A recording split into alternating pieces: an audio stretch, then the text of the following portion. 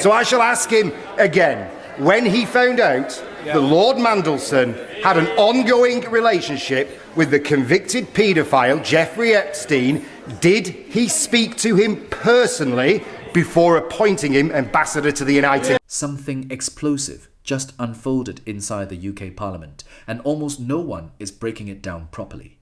During Prime Minister's questions, KEIR STARMER was directly challenged over links, judgment, and serious questions involving figures tied to Jeffrey Epstein, but instead of answering, he deflected again and again. At the same time, the debate took a sharp turn into Islam, free speech, and what critics are calling growing political pressure on public expression in Britain. Are certain opinions now being pushed out of the mainstream? And is Parliament avoiding key national security questions altogether? This isn't just another heated exchange. This is about accountability, censorship, and whether open debate in the UK is quietly being reshaped. What was actually asked? What was avoided? And why are people calling this a major political slip? Watch until the end, because the full context changes everything. If you believe people should still be able to question those in power, share this video, hit like and subscribe.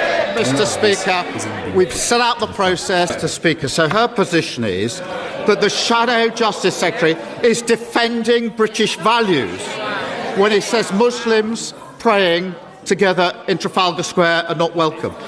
Mr. Speaker, even Tommy Robinson, I can hardly believe I'm saying this, has said today that if the Shadow Justice Secretary had made these hateful comments 2 years ago, the Conservative Party would have kicked him out. Now, Tommy Robinson isn't some sort of moral signpost.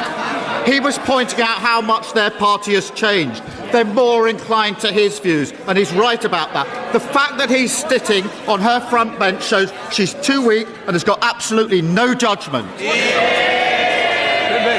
The Prime Minister wants to talk about my leadership. I'm shocked because his former deputy has just fired the starting gun on the race to replace him. And I'll tell him one thing. She and I both agree that this weak man should be replaced. Thank you very much, Mr. Speaker. Every week the Prime Minister comes here and reads out this pre-scripted nonsense that bears no resemblance to the questions he's actually asked. The Leader of the Opposition asked him about Peter Mandelson and he answered about the war in Iran.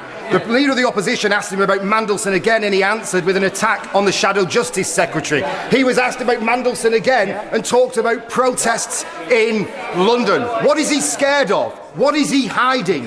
For a man who has spent years presenting himself as a forensic investigator, he has certainly had a blind spot to the details for this convicted paedophile with a friend in high Labour places. So I shall ask him again. When he found out that Lord Mandelson had an ongoing relationship with the convicted paedophile Jeffrey Epstein, did he speak to him personally before appointing him ambassador to the United States? Mr. Speaker, we've set out the process. It is being put before the House. But I know why they don't want to. They don't want to talk about the war because they supported going into the war without thinking through the consequences. That is a huge error of judgment. I realise they don't want to talk about it ever again. I'm not surprised. Nor do they want to talk about the Shadow Justice Secretary saying that Muslims are not welcome to prayer in Trafalgar Square. She should remove him from their front bench, or I suspect he'll be up there next on that trail.